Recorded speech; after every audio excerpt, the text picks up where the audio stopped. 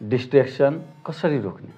आदरणीय विद्यार्थीहरूको सबभन्दा ठुलो समस्या डिस्ट्र्याक्ट भइहाल्नुहुन्छ। पढ्नुहुन्छ, पढाइमा ध्यान हुन्छ, तर मन अन्तैतिर हिँडिरहेको हुन्छ, घुमिरहेको हुन्छ, अन्त्य कुरा दिमागमा चलिरहेको हुन्छ। किनभने हाम्रो दिमागमा त 1 सेकेन्डमा धेरै कुरा चल्छ।